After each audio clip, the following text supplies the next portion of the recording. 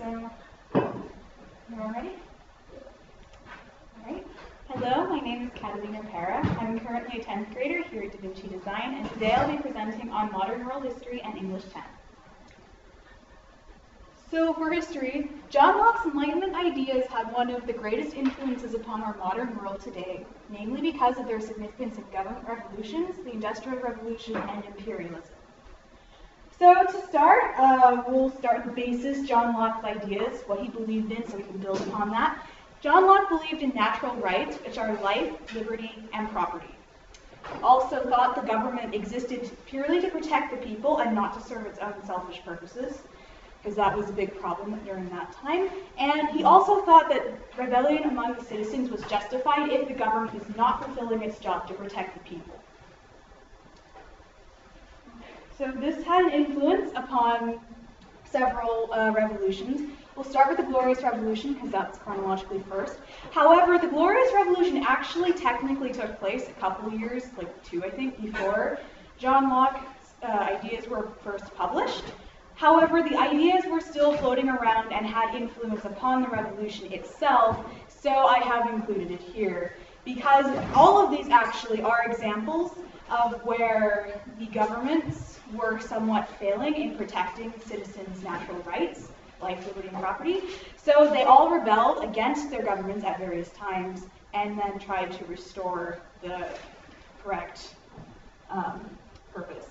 Glorious Revolution, they overthrew a sort of tyrannical king, as they saw it. In the U.S. Declaration of Independence, that one declared, because the king was infringing upon taxation with representation, they didn't have proper representation in the British government. They had life, liberty, and the pursuit of happiness. Not at all similar to life, liberty, and property.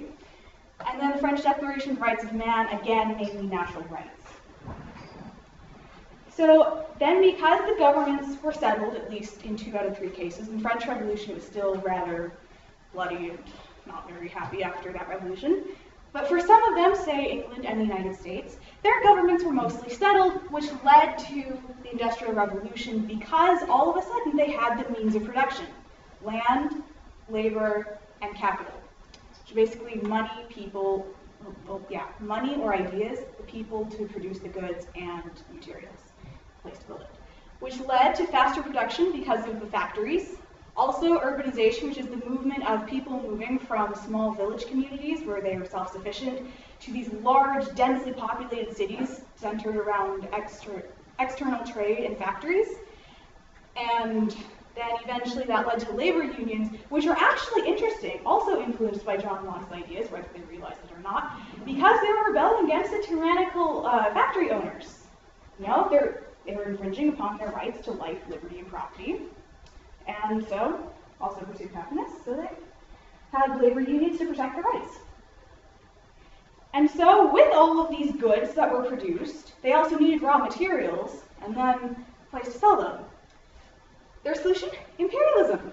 So because they needed the raw materials, they needed people to sell it to, and imperialism was rather cheap. Not that going and taking over a nation is cheap or easy, but they were able to somewhat cheat the natives out of their resources, so production was cheaper.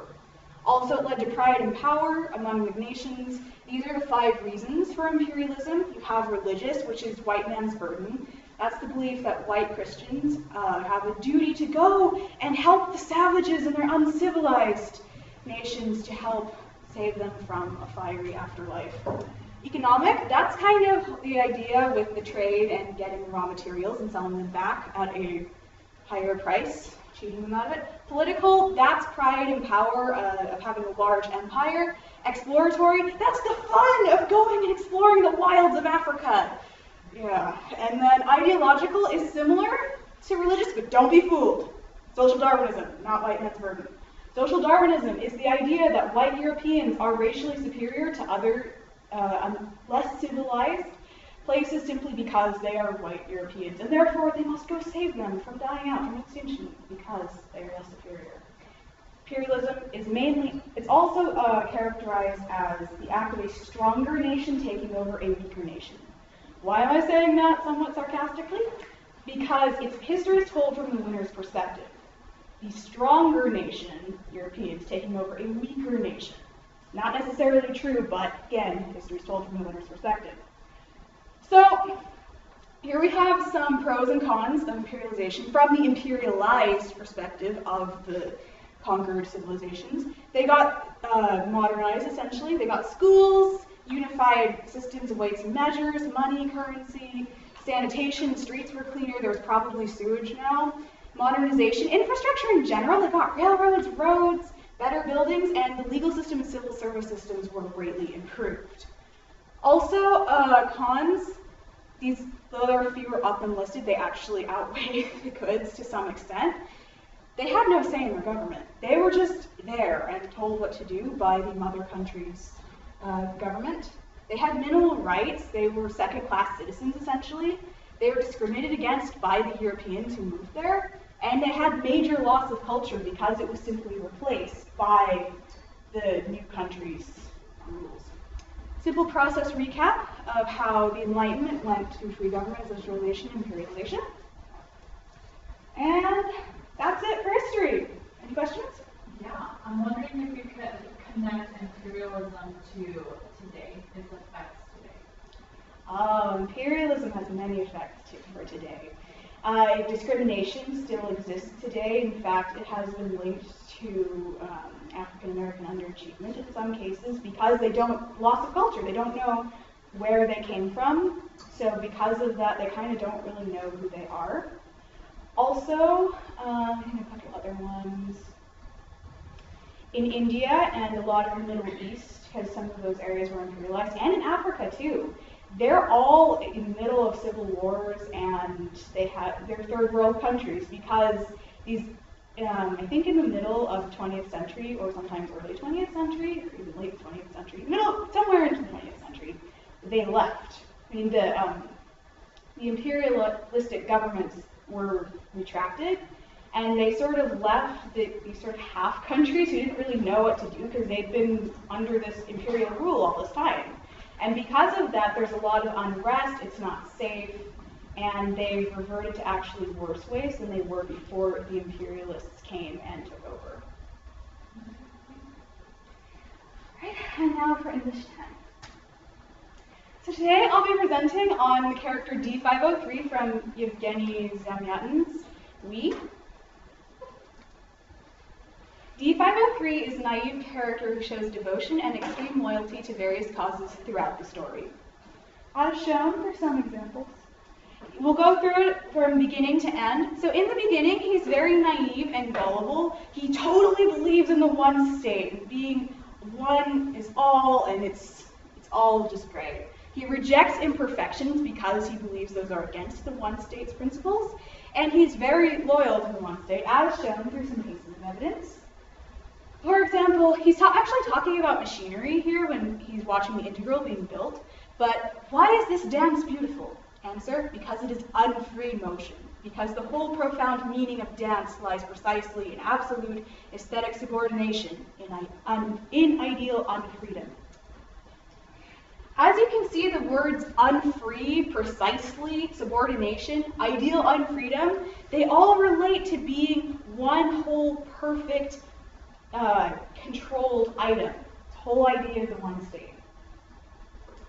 Also, I cannot imagine a city that is not clad in a green wall. I cannot imagine a life that is not regulated by the figures in our table. Oh, why am I not a poet to render fitting praise to the table, the heart and pulse of the one state? He is naive. He has not seen anything else. He is inexperienced. He thoroughly believes in this figure of tables, and he praises the one state for its heart and pulse, the table, the control. The control is the one state center. The purpose for existence is to control the people. Even though he doesn't realize that this is what he's actually saying.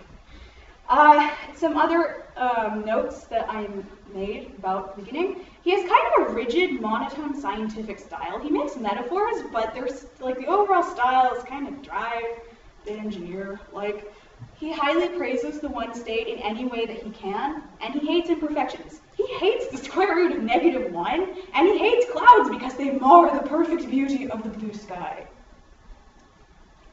However, this does begin to change when he gets to the middle, in which he is kind of confused and blind because he meets I-330, which at first he rejects her because he views her as being against the one state, and he actually does, he's loyal to either the one state or I-330 at one. He's one at a time, but he dithers back and forth. In some paragraphs he's with one, some he's loyal to the other.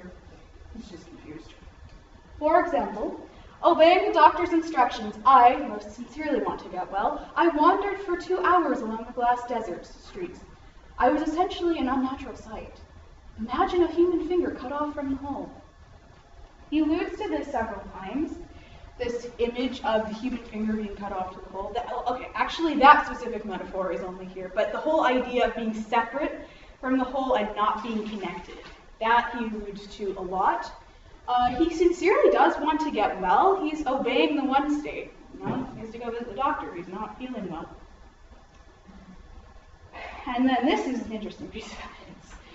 2 minutes later, I stood on the corner. After all, I had to prove to her, I-330, that I was governed by the one state, not by her.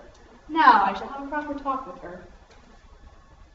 On the surface, to himself, he's proven he's loyal to the one state. He's going to go show her that one state is boss. But if you actually take a look at what he's doing, he's loyal to I-330. Because in the conversation before, she was trying to convince him to go to visit her instead of going to work. He said, "You know perfectly well I will go to work." And she said, "You know perfectly well you are going to do what I say." And what is he doing? He's doing what she said. He's going to visit her. So there he's kind of confused. He's starting to change a bit. Also, some other notes.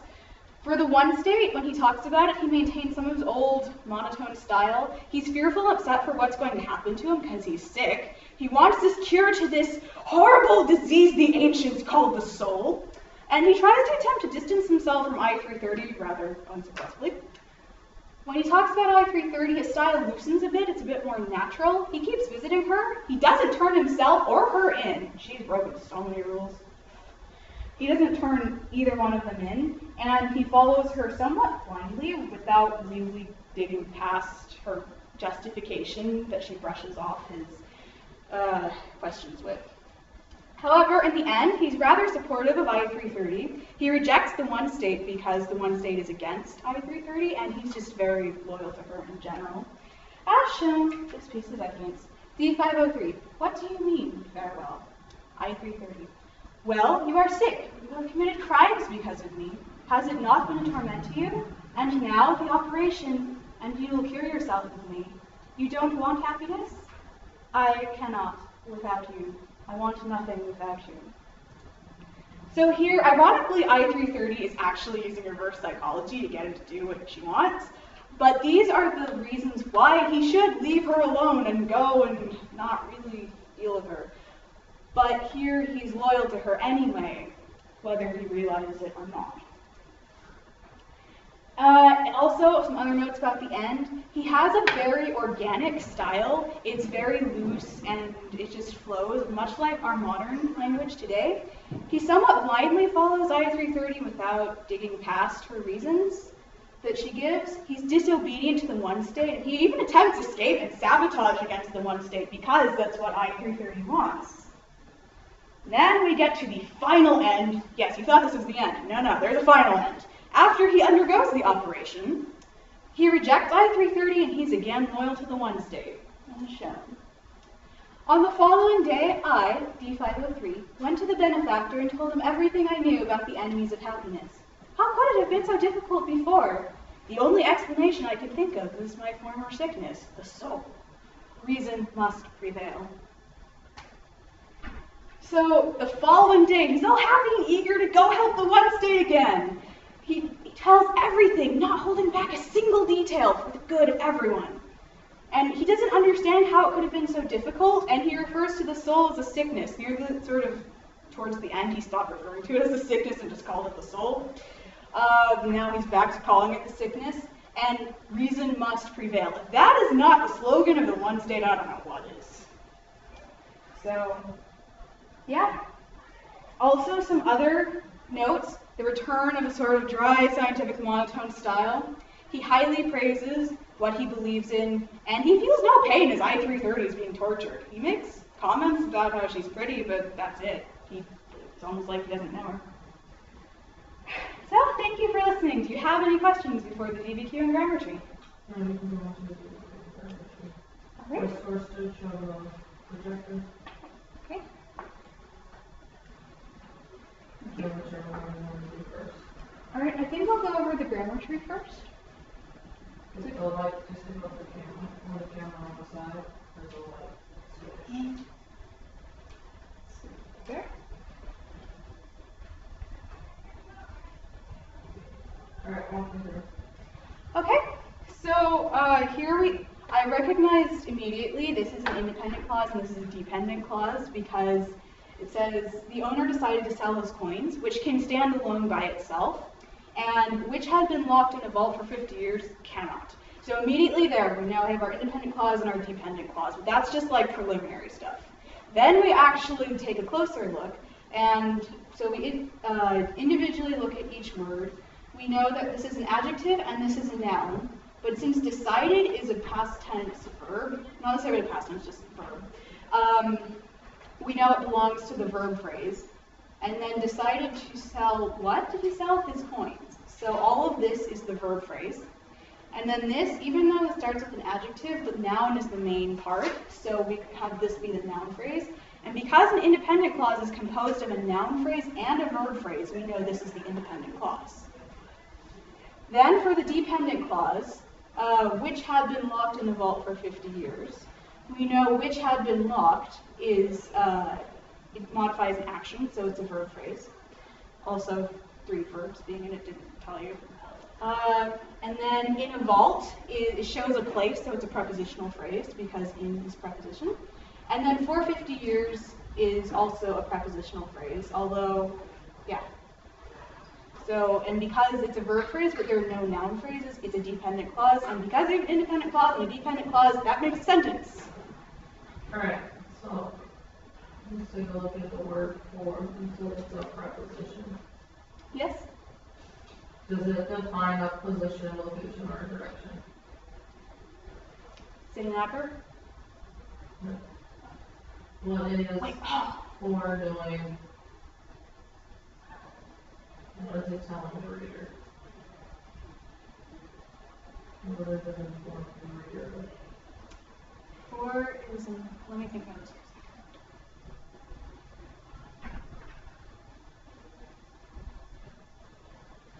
It shows possession. Not necessarily. But it creates a connection between Adjective. the number of years. A connection. Creates a connection.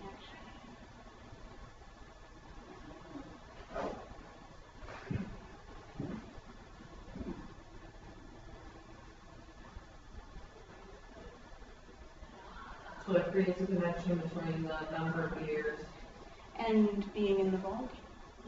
and the Oh. Okay. or connecting words. Connecting words.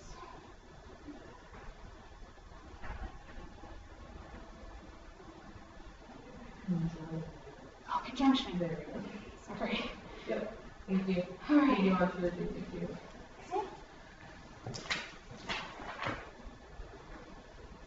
Alright, so for this one, I just want to make a note before we begin to analyze it, that for a DBQ of this, the annotations I normally would probably do more, and also on the actual written paragraph, I probably would have written it differently and used different pieces of evidence. Normally I spend 20 to 30 minutes on a DBQ. For this one, probably 25. But due to the shortened time, it's very quick. So we'll go over it together if you want, or do you want to? Talking to appropriate. Okay, so you can see this part here, she's talking about these ancient records. That shows that this is an age-old problem. It has been around since literally the beginning of human existence. And then history of, let's see, either a slave or a dictator. So women are usually either they're crushed into the very bottom of society or they somehow rise to the very top. There is no middle, they're very extreme, and extremes are usually not really what you want. So here we have the idea that this is already kind of a negative, it's a problem. And then the narrowness of the mind. She doesn't come out and say this, but says, the grand source of female folly and vice has ever appeared to me to arise from the narrowness of the mind. She doesn't say this, narrowness of the mind of men, because this is a patriarchal. Human society is very patriarchal, so it's assumed it is the male mind. And then, what else shall I choose? And because of this, it prevents cultivation in the female mind. This means women are impaired. They cannot. This comes into play also with a lot of job inequality, just general gender inequality. All right, the narrowness of the mind presents impossible obstacles, and that is what presents the issue of intellectual growth. And then also, she concludes that this is a problem because if women were allowed to think and actually become individuals, and they were given a voice for which to speak, there would be an end to blind obedience. Which means women are half the society. They present a whole nother perspective that men may not necessarily see. And so with this, together men and women can see the full picture of problems, and that means the problems will be resolved much more peacefully and hopefully faster. Okay, go ahead and read your thesis. Okay. In Wollstonecraft's opinion, the inferior treatment of women is the result of male self-oriented patriarchal views that have made female intellectual growth incredibly difficult. Okay, evidence. For example, Wollstonecraft alludes to the narrowness of the mind being the source of female folly and vice, and is further supported by when she states, the governments have put almost insuperable obstacles to prevent the cultivation of the female mind. Okay, where in your evidence does it support this idea of patriarchy, placing view, or placing obstacles? Hold on.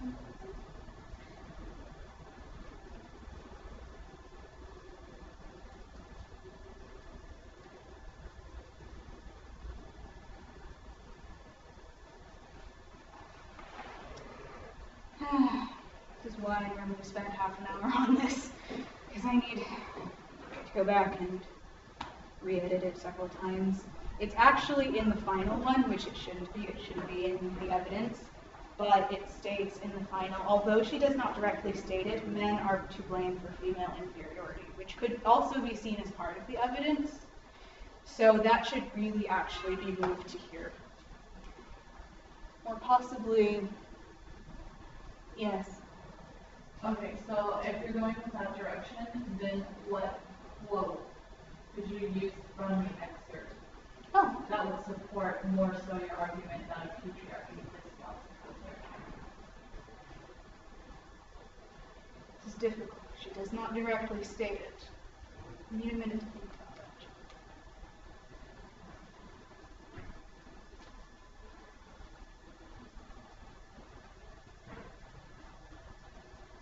If we go back and look at your thesis, and maybe we clarify something a little bit more specific, think about what means does the patriarchy use to cut obstacles? Well, they use the government, specifically. Okay, so how could you insert the government within your thesis? In Wollstonecraft's opinion, the inferior treatment of women is the result of male self-oriented patriarchal views, which result in government-placed obstacles that have made female intellectual growth incredibly difficult. Okay, because when you insert that aspect of it and you're a little bit more direct and specific as the means of how they place those obstacles, then your piece or your evidence better supports your thesis. Okay. And analysis. Okay, thank you, Kat. Make sure you turn off the video, Sarah, set up.